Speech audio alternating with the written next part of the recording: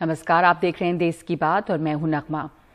Corona से जुड़ी जो तमाम खबरें आ रही हैं अलग अलग शहरों से, खास करके बड़े शहरों से, चाहे वो मुंबई हो या महाराष्ट्र के दूसरे बड़े शहर या इधर गुजरात में अहमदाबाद हो, अहमदनगर हो, इन तमाम जगहों से, दिल्ली से भी इस तरह की तस्वीरें सामने आ रही हैं जो काफ़ी परेशान करती हैं, डराती हैं। लोग परेशान हैं, मेडिकल कर्मचारी भी थकते जा रहे हैं।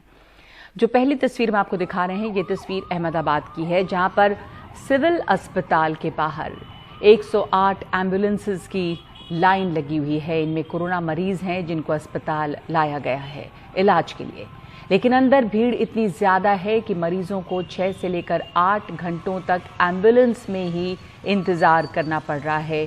ये अहमदाबाद की हालत है।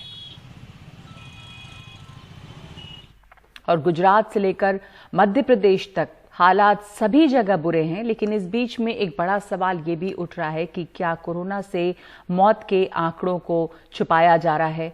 मध्य प्रदेश में ये सवाल इसलिए है क्योंकि सरकार आंकड़े और शमशान पहुंच रहे शवों की संख्या में जो संख्या बताई जा रही है उसमें काफ़ी फर्क आ रहा है। राजधानी भोपाल में अकेले भदभदा विश्राम घाट पर ही शाम 6 बजे तक 37 शवों का अंतिम संस्कार किया गया। 5 शवों को कब्रिस्तान में दफनाया गया। दूसरी तरफ सरकार की तरफ से जो मेडिकल बुलेटिन जारी किया गया है उसमें पूरे राज्य में 37 लोगों के मौत के आंकड़े बताए गए हैं। सरकार की तरफ से जारी मेडिकल बुलेटिन और शमशान घाट के आंकड़े बिल्कुल 2 अलग अलग तस्वीरें दिखा रहे हैं। मध्य प्रदेश की राजधानी भोपाल का भदभदा विश्राम घाट, जहां सोमवार को 1-2 नहीं कोरोना मरीजों के 37 शव जले। कुछ परिजनों को भोपाल गैस कांड का खौफनाक मंजर याद आ गया। 84 में गैस कांड के पीड़ित के बाद दूसरा ये वक्त है जो हमको देखना पड़ रहा है। उस समय मैं 9th क्लास में था। 9th क्लास के बाद आज 50 साल की एज में आज पहली बार मुझे दूसरा मंजर ही देखने को मिल रहा है। अभी तक यहाँ 30 से 40 लाशें जो जलाई जाती है, जो भी कोविड से रिलेटेड। ये और बात है कि सरकारी बुलेटिन में पूरे राज्य में 37 लोगों की कोरोना से मौत की बात लिखी है, जितनी लाशें एक शमशान में जलाई गईं।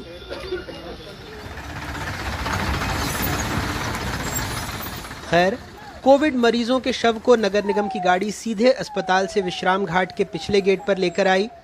बाएं हिस्से में यहाँ 12 पिलर के साथ एक अलग व्यवस्था बनाई गई है ताकि सामान्य अंतिम संस्कार वाले लोग संक्रमण से सुरक्षित रह सकें। लेकिन जो अपनों को अंतिम दर्शन देने आए वो भीड़ से परेशान हो गए। 3-4 घंटे से बैठे हुए हैं। डेड बॉडी जो है कि हमारी वो रखी हुई है वहाँ पर। अब चारों तरफ जो है डेड बॉडियाँ जल रही हैं। वहाँ क्रियाक्रम करना तो कर ही नहीं सकते, इतनी जल्दी वेट करना पड़ रहा है। जितनी बॉडी है उसके हिसाब से यहाँ पे जगह नहीं है, आप खुद भी देखिए। अव्यवस्था एक बात है, लेकिन मौत के आंकड़ों में असमानता दूसरी।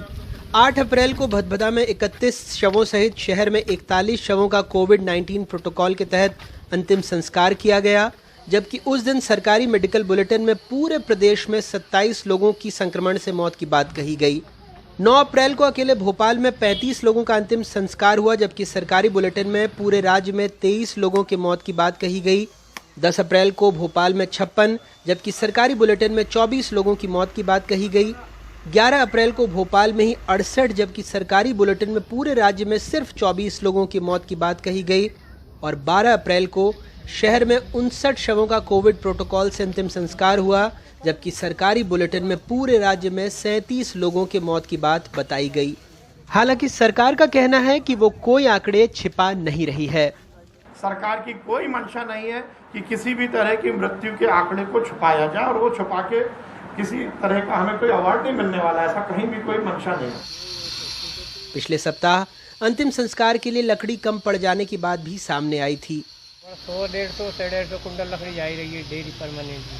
अच्छा, रोज के कितने जल जाते हैं यहाँ? एक रोज 40, 45, 30, 32 आदि गाड़ी आ रही है डेली। कोरोना वाली? कोरोना की। अच्छा। इन शमशानों में काम करने वाले कर्मचारी भी अब थकने लगे हैं। हाथों में छाले पड़ गए हैं, कईयों को चोट लगी है। बॉडियाँ ज़्यादा आ रही हैं तो कुछ महसूस कमजोरी भी हो जाती है, थकान होती है। आपको भी डर है?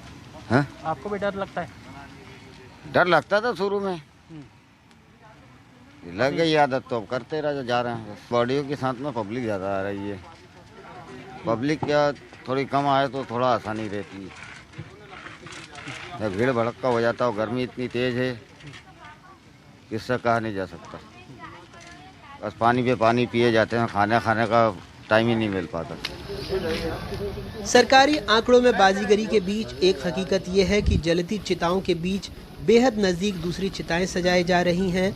अंतिम संस्कार के लिए भी इंतज़ार करना पड़ रहा है, वो भी तब जब एक चिता ठंडी होने से पहले ही दूसरे शवों का अंतिम संस्कार किया जा रहा है। हालात इतने भयावह हैं। संवाददाता को किसी कहानी का किरदार नहीं होना चाहिए, लेकिन इसी शमशान में अक्टूबर के महीने में मैंने अपने ससुर जी को आखिरी विदाई दी थी। कोरोना की दूसरी लहर में इन चिताओं को देखकर भोपाल में कई लोगों को गैस त्रासदी का खौफनाक मंजर याद आ रहा है। हालात ऐसे हैं कि वैसे तो नियमानुसार दाह संस्कार के तीसरे दिन स्वजन अस्थियां लेने शमशान में आते हैं, लेकिन अब इतना वक्त भी नहीं है। लाशों की कतारें लगी हुई हैं, तो दूसरे दिन फावड़े से समेट कर ही लोग राख हटा देते हैं और कई जगहों पर पोटली में रखकर दूसरे दिन अस्थियां चुनने के लिए लटका देते हैं। भोपाल से कैमरा पर्सन रिजवान खान के साथ अनुराग द्वारी, एनडीटीवी इंडिया। और अनुराग इस वक्त हमारे साथ जुड़ रहे हैं। अनुराग, आपकी रिपोर्ट हमने देखी और इस पूरे दौरान बहुत ज़्यादातर हमें से तमाम लोगों ने अपने अपने परिवारों में भी ये तमाम चीज़ें होते हुए देखी, जैसे आपने जिक्र किया। और आपकी जो रिपोर्ट है वो कई सवाल उठाती है। सवाल उन आंकड़ों पर है कि जो सरकारी आंकड़े दिखाई दिए जा रहे हैं और जो ज़मीन पर हालात दिखाई दे रही है उसमें बहुत ज़्यादा फ़र्क है। तो ये जो सवाल उठ रहा है वहाँ पर ज़मीनी हालात हैं किस तरह के? जो रिपोर्ट में दिखता है बहुत ही ज़्यादा भीड़ है कि शमशानों पर भी इतनी भीड़ है। फिर ये जो सरकारी आंकड़े आ रहे हैं उनमें इतनी त्रुटियां, ये तमाम जगहों पर है मध्य प्रदेश में ये हालात? देखिए, मैंने जो आपको आंकड़े बताए थे नगमा, वो भोपाल बनिस्बत पूरे राज्य के ही बताए हैं। अब अगर भोपाल में ही जो सरकारी बुलेटिन के आंकड़े हैं उससे ज़्यादा जो लोगों की मौत हो रही है, इस वक्त हम भदभदा विश्राम घाट में ही आप सीधे तस्वीरें देखिए, क्योंकि कुछ देर पहले एक पूर्व मंत्री ने मुझसे सोशल मीडिया पर बहस की कि हर मौत नहीं होती है। आपके सामने 1 2 3 4 5 6 7 8 9 शव तो जल रहे हैं। 3 और लगभग 1 2 3 4 5 6 शवों की जो राख है वो अभी ठंडी नहीं हुई है, यानी लगभग 16-17 शव इस वक्त हमारे सामने जल रहे हैं। और जब देर रात आंकड़े आएंगे तो मैं आपको बता दूंगा। ये वो बेचारे निराश परिजन हैं जिनके अपनों को ढंग से शव यात्रा भी ढंग से उनकी हो नहीं पा रही है। तो आप देख सकते हैं ये नज़ारा है किस तरह से निराश हताश परिजनों को। और ये वो हिस्सा है भदभदा विश्राम घाट का जहां पर जो संक्रमित मरीज नहीं, जिनकी साधारण मृत्यु हुई है, उनके लाशों को दूसरी तरफ जलाया जाता है। तो ये वो हिस्सा है। मेरे सामने भी 16-17 शव यहाँ पर जल रहे हैं और जब आंकड़े आएंगे तो आपको समझ में आ जाएगा कि क्या स्थिति है। क्योंकि सरकार, जैसे मैंने कल बताया कि कल ही यहाँ पर इस वक्त तक जब हम आए थे तो 37 शव जलाए जा चुके थे अकेले मध्य प्रदेश की राजधानी भोपाल के एक विश्राम घाट में, जबकि कब्रिस्तान भी है। यहाँ से जो लाशें चली जाती हैं वो सुभाष विश्राम घाट वहां पर जलाई जाती हैं। और जो मुस्लिमों के कब्रिस्तान है उसमें लगभग 5 लाशों को कल दफनाया गया था। तो आप समझ सकती हैं कि अकेले अगर राजधानी भोपाल में 41 लोगों की, क्योंकि जिनकी कोरोना से मौत होती है बाकायदा उसकी रजिस्टर में एंट्री होती है, और उसके लिए मैंने बताया कि शमशान का ये हिस्सा है। तो इसमें तो कोई गफलत हो ही नहीं सकती कि जो कोरोना से मौत हुई और जो कोरोना प्रोटोकॉल के अलावा जलाया गया उसमें वो आंकड़े अलग अलग हैं। तो साफ तौर पर मंत्री जी भले चाहे कहते रहें कि कोई उनको आंकड़े छुपाकर कुछ नहीं मिलेगा, लेकिन ये हो रहा है और लगातार हो रहा है। पिछले साल भी ऐसी कई कहानियां हमने इंदौर से, भोपाल से दिखाई हैं कि कोरोना से होने वाली मौत के आंकड़ों में या तो कुछ बहुत बड़े तादाद में विसंगतियां पाई जा रही हैं या इस तरह के आंकड़े छिपाए जा रहे हैं। अब क्यों छिपाए जा रहे हैं इसके बारे में तो सरकार ही बेहतर बताए, लेकिन बताएगी तब जब वो मानेगी कि इन आंकड़ों में कोई विसंगति है। जी, आंकड़ों में विसंगति है, इसको मानना पहले जरूरी है, क्योंकि ये आंखों देखा हाल अनुराग बता रहे हैं हमें। अनुराग, बहुत बहुत धन्यवाद आपका। इस विश्राम घाट पर हैं जहां पे मौजूद अनुराग, वहां पर उनकी आंखों के सामने से कल 37 शव जलाए गए थे। आज भी ये आंकड़े अब तक काफी ज्यादा हैं और जो सरकारी आंकड़े आए हैं उसमें कुल संख्या 37 की बताई गई है राज्य की, तो इसमें काफी ज्यादा विसंगति है। आपको पुणे की खबर दे दें, जिस पुणे में कोरोना से लड़ने के लिए वैक्सीन बन रही है, यहीं पर वो केंद्र हैं जहां पर वैक्सीन बन रही है, कोविशील्ड वगैरह, उसी पुणे में कोरोना के लगातार बढ़ते हुए मामले परेशानी की वजह बने हुए हैं। हाल यह है कि अस्पतालों में यहां पर भी जगह कम है, ऑक्सीजन की यहां भी काफी कमी है, जो इस वक्त पूरे ही महाराष्ट्र का हाल है। लेकिन लगातार बढ़ रहे मामलों के बावजूद बाजार में जो दूरियां होनी चाहिए लोगों के बीच में, 2 गज की दूरी, वहां पे ऐसा कुछ नजर नहीं आ रहा है, कोई इसका पालन नहीं कर रहा। बाजार में भीड़ भरी हुई है। राज्य में दिन में धारा 144 लगी है, जिसका मतलब है कि 5 या उससे ज्यादा लोग एक साथ नहीं घूम सकते। लेकिन बाजार में ऐसा हो रहा हो, ये बिल्कुल नजर नहीं आ रहा है। इन तस्वीरों में आप साफ देख सकते हैं। इसी बीच पुणे में कोरोना के रिकॉर्ड तोड़ मामलों को देखते हुए वहां नगर निगम ने एक वॉर रूम तैयार किया है ताकि लोगों को हर जरूरी जानकारी मुहैया कराई जा सके। अस्पतालों में बेड, ऑक्सीजन, आईसीयू और वेंटिलेटर के बारे में पता करने के लिए मरीजों के रिश्तेदार यहां पर फोन कर सकते हैं और यहां लगातार फोन आ भी रहे हैं। सोहित हमारे साथ जुड़ रहे हैं। सोहित, स्थिति की जानकारी आप हमें बताएंगे कि तमाम गाइडलाइंस हैं, सोशल डिस्टेंसिंग का पालन करने की बात कोई नई नहीं है, बार बार कहा जाता है, लेकिन बीच में जब हालात सुधरे थे तो लोग इन चीजों को भूलने लगे थे। अब हालात बहुत बुरे हैं, बावजूद इसके, और धारा 144 लगाई गई है, इसके बावजूद पुणे की जो तस्वीरें हमने देखी, कोई सोशल डिस्टेंसिंग नहीं है और ये दूसरे शहरों में भी होगा। सोहित, ऐसा नहीं कि सिर्फ यहीं पर है। तो लोग उन नियमों का पालन नहीं करे, एक तरफ अफरा तफरी है, अस्पताल में जगह नहीं है, लेकिन लोगों में वो जो नियमों को मानना चाहिए था वो, और उसका डर भी नहीं है कि हम ये ऐसा करें ताकि बीमारी ना फैले। जी बिल्कुल, देखिए ये एक बात तो बिल्कुल साफ है कि लोग जिस तरह से पिछले साल कोविड से डर रहे थे उस तरह का डर नहीं है। और इसी की वजह से आपको बता दूं कि महाराष्ट्र में जिस तरह से कड़े नियम बनाए गए उससे कम से कम 3-4 दिन पहले पुणे में मिनी लॉकडाउन का ऐलान किया था। आपको याद होगा कि पिछले शनिवार को भी हम यहीं पर आए हुए थे। शाम को 6 बजे के बाद यहाँ पर कर्फ्यू का ऐलान है, लेकिन अगर आप देखोगे तो गाड़ियाँ आपको नज़र आएंगी, लोग आपको सड़कों पर नज़र आएंगे। सुबह का हाल हमने बताया कि किस तरह से बाज़ार में लोग जा रहे हैं, तो लोगों का कहीं ना कहीं अब भी वो लगातार जिस तरह से नियम बनाए गए हैं उसका कहीं पर पालन करते हुए नज़र नहीं आ रहे हैं। और प्रशासन की ओर से भी जिस तरह की कड़ाई हमने पिछले साल देखी थी कि अगर लोग बाहर निकलते थे तो पुलिस की ओर से कड़ाई की जाती थी, कई लोगों पर कार्रवाई की जाती थी, वो फिलहाल कहीं पर भी होता हुआ नज़र नहीं आ रहा है। इसका एक बड़ी वजह ये भी है कि जो पुलिस हो, प्रशासन हो, अस्पताल हो, डॉक्टर हो, वो भी पिछले 1 साल में लगातार काम करके थक चुके हैं। उनके ऊपर भी दबाव अलग अलग तरह के आ चुके हैं और ऐसे में उनकी ओर से भी पहले जैसे कड़ाई नहीं की जा रही है। पुणे की अगर बात करें तो देश में सबसे ज़्यादा कोरोना के मामले पुणे से आ रहे हैं। और पुणे में अभी के मैं आपको बता दूं कि आज जहां पर भी मैं गया था, जितने लोगों से बातचीत की, किसी को 2 दिन में अस्पताल में एक बेड मिल रहा है, किसी को 3 दिन में मिल रहा है। हम आपको बता दें कि अलग अलग जगहों के अलग अलग हालात हैं। अगर पुणे के अभी मैं ताज़ा स्टेटस देखूं जो अभी के हैं, तो अगर वेंटिलेटर बेड्स जिसकी सबसे ज़्यादा भी ज़रूरत है, 1131 में से केवल 25 बचा हुआ है और ये ऑन पेपर है। लेकिन अगर आप यहाँ पे वेंटिलेटर बेड ढूंढने जाओगे तो आपको 1 से 2 दिन का समय लग जाएगा। यही हाल ऑक्सीजन बेड का भी है। इसमें बताया जा रहा है कि 1762 में से 218 मौजूद है, माफ़ कीजिएगा, ऑक्सीजन बेड 9834 में से करीबन 750 मौजूद है, लेकिन लोगों को 2 से 3 दिन का समय लग रहा है। आज हम आपको बता दें कि यहाँ से नायडू अस्पताल है, सरकारी अस्पताल है, वहाँ पर गए हुए थे। वहाँ पर भी जो उनके सुप्रिटेंडेंट से हमने बात की, ऑन रिकॉर्ड वो कह रहे हैं कि 160 बेड हैं, उससे ज़्यादा लोग आते हैं। कैजुअल्टी वार्ड जहाँ पर किसी को 10-15 मिनट के लिए रखा जाता है फर्स्ट एड करने के लिए, वहाँ पर 10 से 12 लोगों को रखा गया है कि अगर बेड खाली हो तो उन्हें वहाँ पर शिफ्ट किया जाए। तो ये हालात हैं और इस सब के बीच में जिस तरह से लोग नियमों का पालन नहीं कर रहे हैं उससे भी कहीं ना कहीं परेशानी बढ़ी है। अब इसकी विडंबना भी आप देखिए कि पुणे से ही वैक्सीन सब जगह पर जा रही है। इसको वैक्सीन सिटी भी कहा जाता है।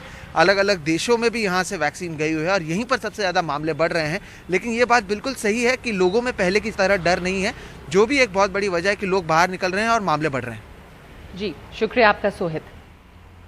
लोग बाहर निकल रहे हैं, मामले भी बढ़ रहे हैं, लेकिन तमाम जितने भी कायदे, जितने भी नियम बताए गए उसके बावजूद देखा जा रहा है कि बाजारों में भीड़ भी है। इस वक्त हम एक ब्रेक ले रहे हैं और ब्रेक के बाद लौटेंगे तो दिखाएंगे आपको कि अब फिर से प्रवासी मजदूर घर लौटने लगे हैं।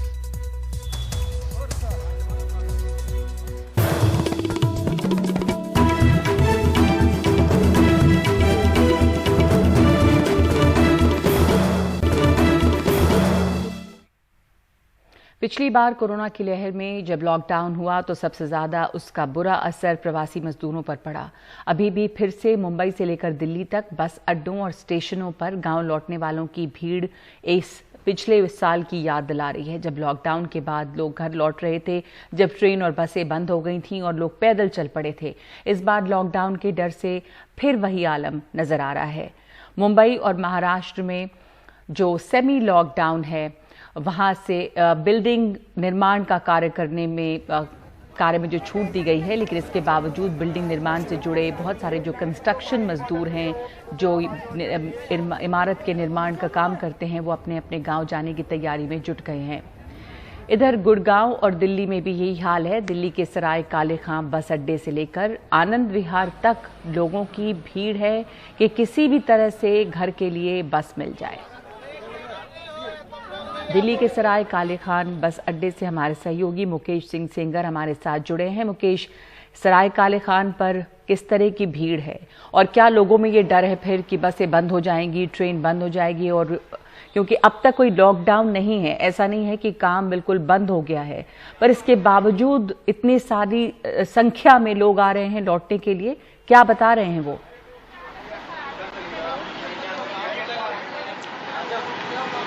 देखिए, आज मैंने बहुत सारे मजदूरों से बात की।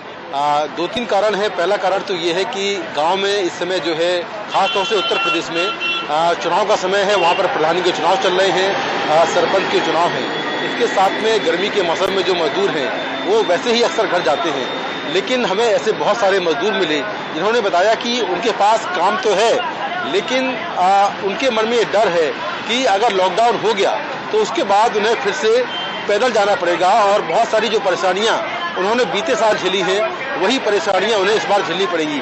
तो ऐसे में केवल लॉकडाउन लगने के डर से तमाम जो मजदूर हैं, चाहे वो दिल्ली के हों, चाहे वो गुरुग्राम के हों, झज्जर के हों, रेवाड़ी के हों, वो सारे मजदूर यहाँ जहाँ पर मैं खड़ा हूँ, सराय काले खां बस अड्डा, यहाँ पर पहुँच रहे हैं और यहाँ से फिर अपने अपने इलाकों की बसों में बैठकर वो अपने घर जा रहे हैं। तो उनके मन में एक डर इस बात का है कि अगर लॉकडाउन लग जाएगा तो वो कहाँ रहेंगे, कहाँ खाना खाएंगे, उनका परिवार भी साथ है। और सबसे बड़ी बात जो है वो यही है कि हमने देखा कि बीते साल किस तरह से लोगों ने परेशानियां झेली और सैकड़ों किलोमीटर का जो सफर है वो लोगों ने पैदल ही तय किया था। तो मजदूरों के मन में वो सारी यादें भी ताज़ा हैं और वो नहीं चाहते कि ये जो पूरा जिस तरह से पिछले साल हुआ वही बात दोबारा दोहराई जाए। इसीलिए लॉकडाउन के डर से तमाम जो मजदूर हैं वो पहले से ही अपनी नौकरी का छोड़कर या अपना काम छोड़कर अपने घरों की तरफ जा रहे हैं। इनमें अधिकतर वो मजदूर हैं जो बेलदार हैं, मिस्त्री हैं, जिन्हें रोजमर्रा का काम मिलता है और रोज कमाते हैं, रोज खाते हैं। इस तरह के मजदूर ज्यादा हैं जो कि लगातार दिल्ली और एनसीआर से अब अपने घरों की तरफ जा रहे हैं और एक तरह से जो पलायन का दूसरा दौर है वो चालू हो गया है।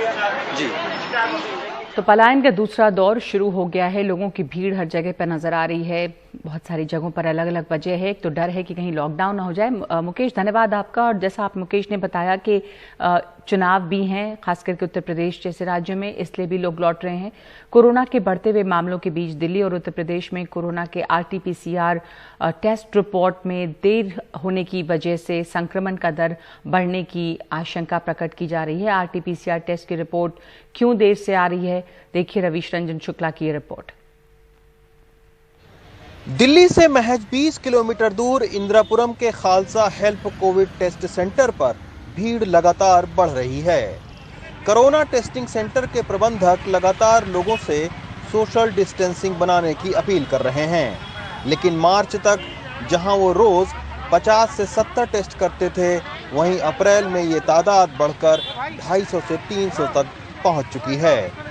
ऊपर से दिक्कत यह है कि RT-PCR की रिपोर्ट आने में 2 से 3 दिन का वक्त लग जाता है। इससे संक्रमण फैलने की रफ्तार तेज होने का खतरा है। जो इसका वक्त लग रहा है वो तकरीबन 48 से 74 घंटे भी लग जाते हैं। पर उससे परेशानी ये हमारे जितने भी आम जनता उसको आ रही है कि उसको खुद ही नहीं पता होता कि वो पॉजिटिव है या नेगेटिव है। लेकिन इस बीच उत्तर प्रदेश सरकार के कानून मंत्री ब्रजेश पाठक की कोविड आपदा पर मेडिकल इंतजामों की पोल खोलती ये चिट्ठी वायरल हो गई है, जिसमें कानून मंत्री लिख रहे हैं कि कोविड टेस्ट की रिपोर्ट आने में 5 से 7 दिन लग रहे हैं। ये भी जिक्र करते हैं कि एक सप्ताह पहले चिकित्सा विभाग के एक बहुत ही बड़े अधिकारी से उनके टेलीफोन से बातचीत हो रही थी। उसमें उस अधिकारी ने उनको बताया कि रोज़ कोरोना की लगभग 17,000 टेस्टिंग किट उन्हें चाहिए, लेकिन केवल 10,000 टेस्टिंग किट उपलब्ध हो पा रही है।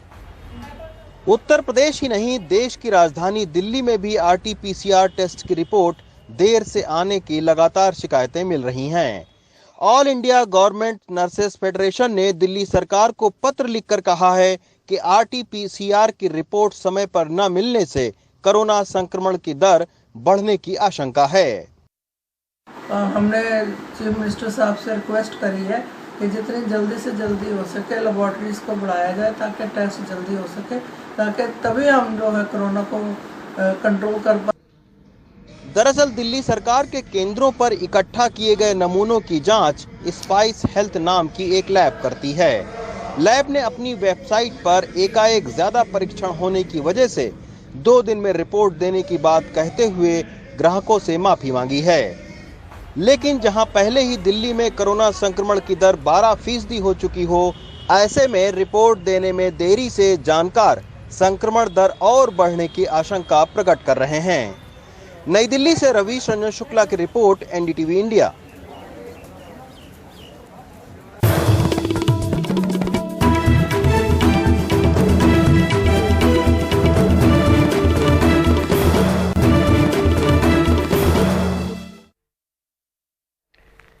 दिल्ली के मुख्यमंत्री अरविंद केजरीवाल ने केंद्र सरकार से ये अपील की है कि वो कोरोना के गंभीर संकट को देखते हुए CBSE की परीक्षाओं को रद्द करें। केजरीवाल ने आज एक प्रेस कॉन्फ्रेंस करके कहा है कि CBSE की परीक्षा में 6 लाख बच्चे बैठेंगे, इसमें 1 लाख टीचर भी शामिल होंगे। ऐसे में बड़े स्तर पर कोरोना फैल सकता है। हमारे साथ शरद शर्मा हैं। शरद, इस पर और क्या डिटेल्स हैं? ये अपील की गई है और परीक्षाओं को लेकर काफी जो अभिभावक हैं उनमें चिंता बनी हुई है, तो क्या संभावनाएं लग रही हैं? नगमा, देखिए, पहले हमें समझना होगा कि कोरोना जब स्कूल खुले थे उससे पहले क्या स्थिति थी और बाद में क्या स्थिति हो गई। पहले स्थिति ये थी कि देश में कितना भी संक्रमण होता रहा, दुनिया में कितना भी संक्रमण होता रहा, जो 18 साल से कम उम्र के जो बच्चे हैं उनमें कुल संक्रमण का 8% उन बच्चों में देखा गया। लेकिन जैसे जैसे स्कूल खुले और संक्रमण बढ़ा, अभी कुछ दिन पहले से बढ़ना शुरू हुआ, तो ये देखा गया कि जो बच्चे हैं जो 18 साल से नीचे के हैं, जो 1 से 8-9 साल के भी हैं या 11 से 18 तक के हैं, उनमें संक्रमण जो है वो तेज़ी से फैल रहा है। वो क्यों फैल रहा है? क्योंकि ख़ास तौर से जो 9 से 12वीं के स्कूल खोले गए थे, ये बच्चे जो हैं संक्रमित होने लग गए, तभी जो है इनमें संक्रमण फैला। तो इसीलिए अब ये मांग न सिर्फ अभिभावक कर रहे हैं, बल्कि सरकारों ने भी, कुछ स्टेट बोर्ड ने भी अपनी जो परीक्षा है वो टाल दी है। और इसी के क्रम में आज दिल्ली के मुख्यमंत्री अरविंद केजरीवाल ने ये मांग की है कि CBSE जो एग्ज़ाम हैं जो अभी मई में होने वाले हैं उनको टाल दे। लेकिन इसके अंदर एक समस्या है जिसकी वजह से केंद्र सरकार अभी तक इसमें पीछे नहीं हट रही है। वो ये है कि उनका ये कहना है कि अगर बिना मार्क्स के ही, पिछली बार भी ऐसा हुआ था कि 10th में कोई मेरिट लिस्ट जारी नहीं की गई थी, तो अगर 12th के भी इस बार ऐसे कर देंगे तो आने वाले समय में इन बच्चों को कहीं अगर दाखिला मिलना है या कहीं नौकरी की बात आएगी, तो उस सूरत में जब इनके मार्क्स नहीं दिखाई देंगे, मेरिट नहीं दिखाई देगी, तो इनको दिक्कत हो सकती है। तो केंद्र सरकार इस पॉइंट के साथ अभी तक अपनी बात पर अडिग है कि एग्ज़ाम होंगे, लेकिन जो स्टेट्स हैं वो ये लगातार मांग कर रहे हैं कि जो CBSE के एग्ज़ाम है या जो बोर्ड्स के एग्ज़ाम हैं वो रद्द किए जाएं। और इसी क्रम में इससे पहले ही कि मुख्यमंत्री अरविंद केजरीवाल मांग करते, दिल्ली के अंदर 9 से 12वीं के जो स्कूल हैं उनको बंद कर दिया गया है। और अभी ये नहीं पता है कि इनका भविष्य क्या होगा, क्योंकि इनका भविष्य तभी निर्धारित हो पाएगा जब राज्य सरकारें और केंद्र सरकार एक तय स्थिति पर पहुंचे, आपस में बातचीत हो, तब जाके रास्ता निकल सकता है। केवल मांग कर देने से और केंद्र सरकार के किसी बात पर अड़ जाने से इस समस्या का हल नहीं निकलने वाला है, क्योंकि समस्या बहुत बड़ी है। कोई भी अपने बच्चे को जो है कोरोना संक्रमण से संक्रमित होने के लिए स्कूल के अंदर नहीं भेज सकता है। तो एक तो परीक्षा क्या वो तनाव है, दूसरे की कोरोना संक्रमण का डर है, और इस बीच ये भी है कि उसके विकल्प हैं क्या, किस तरह से असेसमेंट किया जाएगा। तो ये तमाम सवाल बने हुए हैं। शरद, धन्यवाद आपका इस जानकारी के लिए। इस वक्त इसकी बात में एक ब्रेक ले रहे हैं।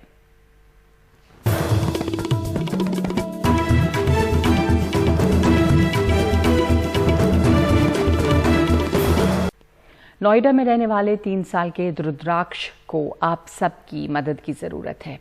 रुद्राक्ष स्पाइनल मस्कुलर एट्रोफी बीमारी से जूझ रहा है और इलाज के लिए इसे ज़ोलगेंस्मा नाम का इंजेक्शन लगेगा, जिसकी कीमत 18 करोड़ रुपए है। रुद्राक्ष के पिता पेशे से ड्राइवर है और इसलिए इसे तमाम लोगों की मदद की जरूरत है।